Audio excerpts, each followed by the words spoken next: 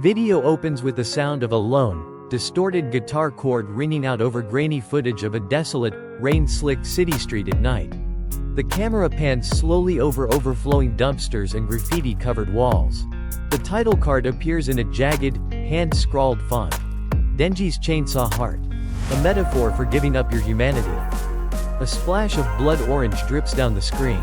## Phase 1. The hook, narrator's voice begins. It's raspy, cynical, but with an undercurrent of intense intellectual energy.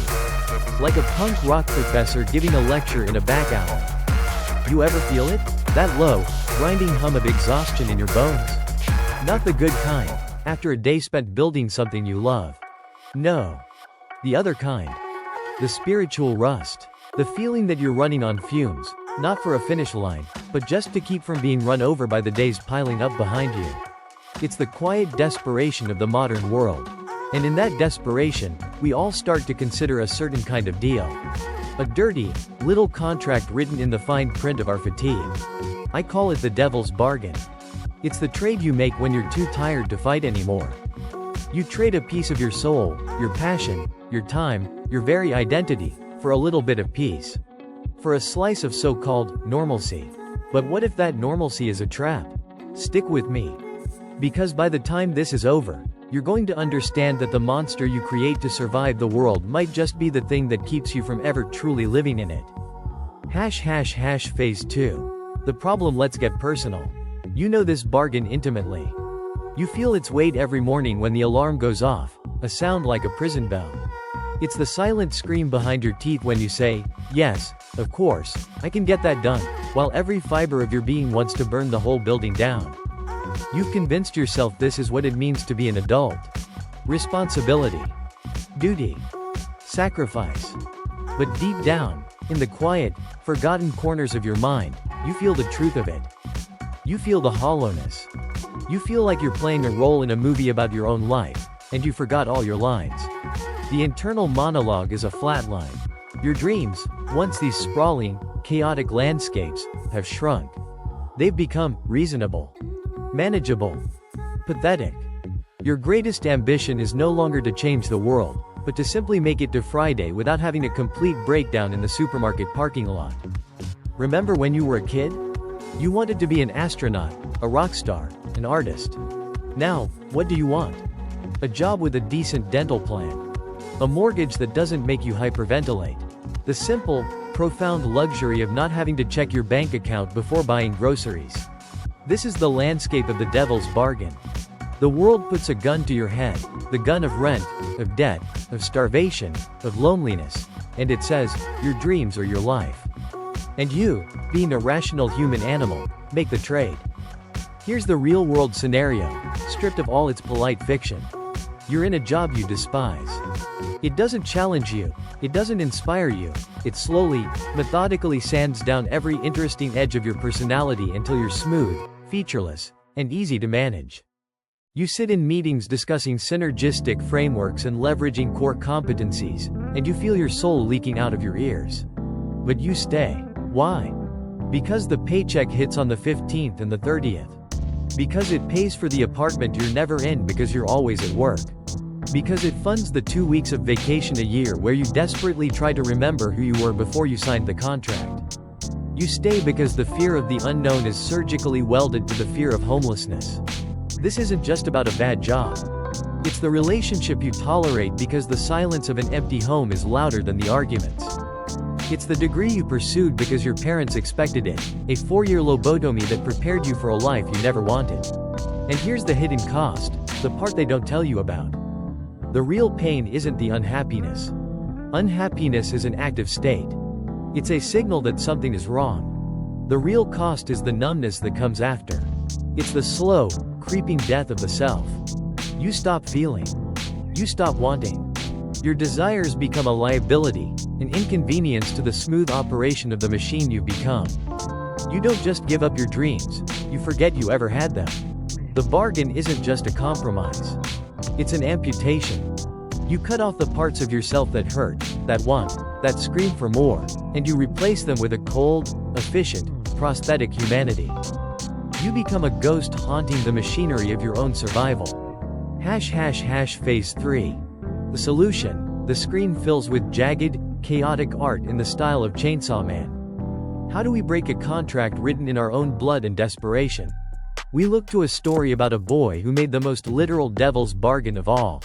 Enter Denji. From the manga Chainsaw Man. Forget superheroes in spandex. Denji is the patron saint of the spiritually destitute. He starts the story with nothing. He dreams of hugging a girl. He dreams of a life so brutally, devastatingly normal that it would be an insult to the ambitions of anyone watching. And to get that life, he merges with his pet devil, Pachita. Denji's chainsaw heart is a perfect metaphor for the tool self. The tool self is the persona you construct to endure the unendurable. It's the part of you that clocks in, smiles at the boss, performs the tasks, and takes the abuse. It is brutally efficient. It feels no pain. It has no desires beyond its function. It's the mask that eats the face. When you're running on pure, uncut survival instinct, you build a machine inside yourself to handle the workload. Denji's chainsaw heart is that machine made flesh. And understanding how it works gives us a blueprint for our own condition. There are 3 core principles to this psychological engine. Principle 1. The primal contract. The deal is always made at rock bottom. You don't trade away your humanity when things are going great. You trade it when you're cornered, exhausted, and out of options. Denji is literally starving to death in a dumpster when he makes his pact. He doesn't have the luxury of choice. And neither do you, when you take the soul-crushing job because the eviction notice is on the door.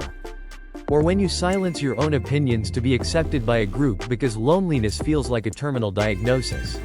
The primal contract is signed under duress. It's a survival mechanism disguised as a choice. You tell yourself, I'll just do this for a little while, until I'm back on my feet. But the temporary has a nasty habit of becoming permanent. The tool you picked up to fix a problem becomes the hand you use to hold everything else. Principle 2. The numbness of the tool.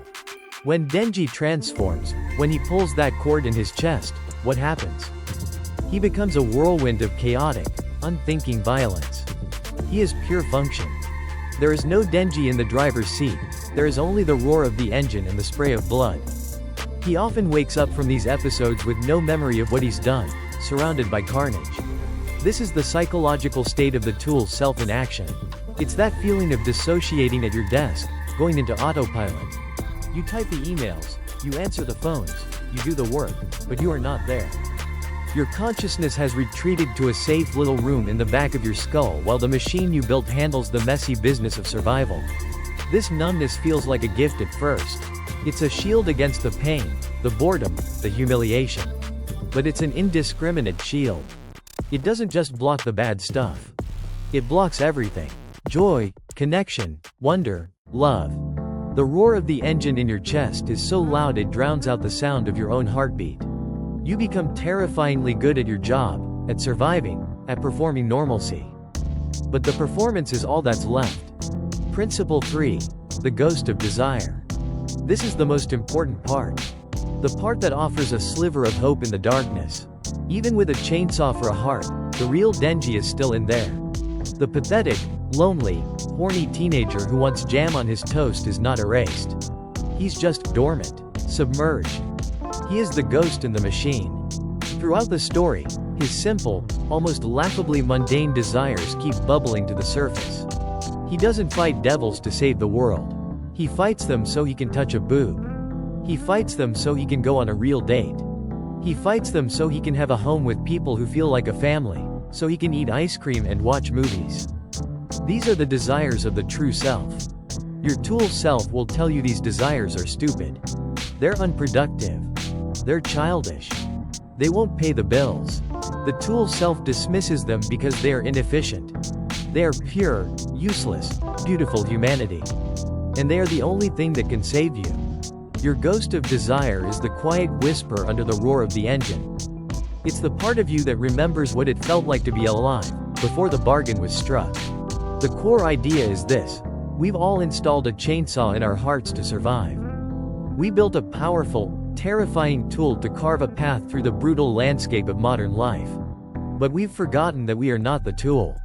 The goal is not to get rid of the chainsaw. Sometimes you need it, but to learn to turn the damn thing off. To learn to listen for the ghost again. To remember the toast and jam. Phase 4. The application, visuals become more instructional, like diagrams scrawled on a dirty concrete wall. The punk rock narrator's tone becomes more direct, like a drill sergeant for the soul. Alright. Enough philosophy. This isn't a lecture hall. This is a manifesto. A manifesto demands action. You feel seen. You see the engine in your own chest. Now what? You can't just rip it out. You'd bleed to death. No. You have to learn to tame it. You have to starve the tool and feed the human. Here is your 4-step DIY guide to spiritual insurrection. Do not skip a single step. Step 1. Identify your devil's bargain. We're going to give your vague sense of dread a name and a face. I want you to get a piece of paper, the back of an envelope, a napkin, I don't care, and a pen. Now, draw a line down the middle. This is your ledger. Your contract. On the left side, at the top, write the payoff. On the right, write the price. Now, under the payoff, I want you to list everything you get from your soul-crushing routine. Next, on the right side, under the price, you will list what you gave up to get those things. Your time. Your creative energy. Your mental health.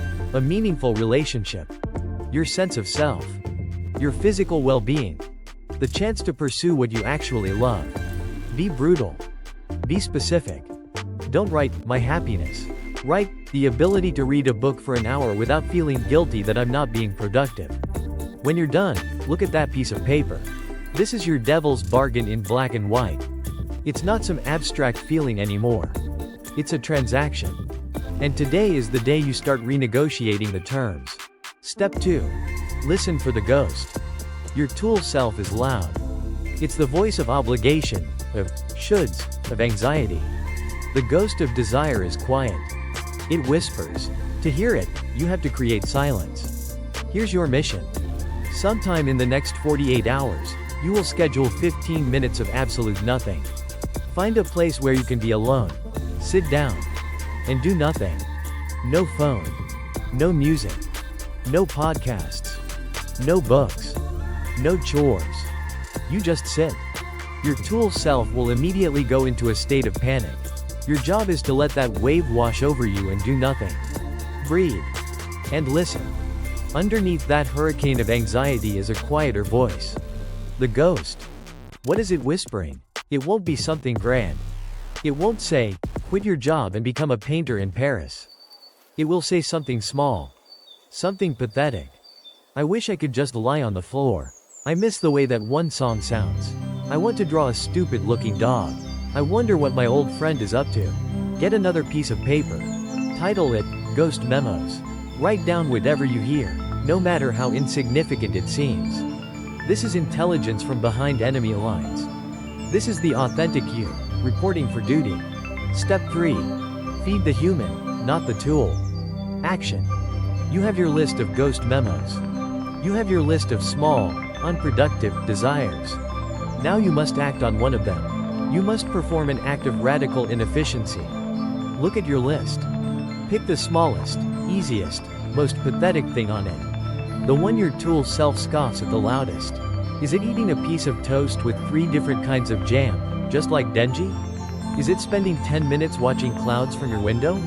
Is it listening to that one sad song from when you were a teenager, on repeat? Do it. Schedule it into your calendar like it's a vital business meeting. And when you do it, you must be fully present. You are not relaxing so you can be more productive later. That is the tool self co-opting your rebellion. No. You are doing this for one reason and one reason only. Because a small, forgotten part of you wanted to. This is a revolutionary act. You are consuming resources, time, energy, with zero expectation of a return on investment. You are actively sabotaging the cult of productivity that has taken over your life. You are feeding the human, and every calorie you give the human is one you take away from the tool. Step 4. The jam on toast audit. This is the final piece. It's about retraining your brain. Your brain has been programmed by your tool self to only recognize and value achievement, productivity, and progress. We need to install new software. Every night, before you go to sleep, I want you to open a notebook or a file on your phone. And you will answer one question. What was my jam on toast today? This is not a gratitude journal. This is not about listing your accomplishments. This is about identifying one small, simple, human moment of sensory pleasure, connection, or quiet being that had nothing to do with your function. Maybe it was the way the sun felt on your face for 10 seconds when you walked to your car. Maybe it was a genuinely funny text from a friend. Maybe it was the taste of your coffee. Maybe it was just the feeling of taking your shoes off after a long day. By consciously identifying and recording this moment, you're telling your brain, this matters. This is valuable. You start scanning your day not for evidence of your utility, but for evidence of your humanity. Over time, this rewires your entire operating system. You stop seeing life as a series of tasks to be completed, and you start seeing it as a series of moments to be lived. You learn to turn the chainsaw off, one moment at a time. Phase 5. The proof, visuals return to the raw, visceral world of Chainsaw Man. We see Denji, not as the monster, but as the boy, sharing a meal with his found family, Aki and Power. The scene is rendered with a surprising tenderness amidst the usual grit. You think this is just some self-help bullshit with a coat of punk rock paint? You think feeding your ghost is a cute idea that has no power in the real world? Let's go back to the source code. Let's look at Denji. His entire story is the proof. It's not some grotesque, world-ending devil. It's Makima. And what is her primary goal? To erase Denji's humanity completely. She wants to kill the ghost. She systematically destroys all of his simple, human connections. She kills his friends. She manipulates his desires. She tries to break his spirit so that only the tool, only Chainsaw Man, remains. Her ultimate evil is the attempt to enforce the devil's bargain permanently. She wants him to be a weapon and nothing more. And how does Denji defeat her? Not by becoming a better, stronger chainsaw. He wins by embracing the most pathetic, most human, most Denji part of himself. He wins through his bond with the devil he traded his heart for, a bond of love. He wins by remembering the taste of things, the feel of things.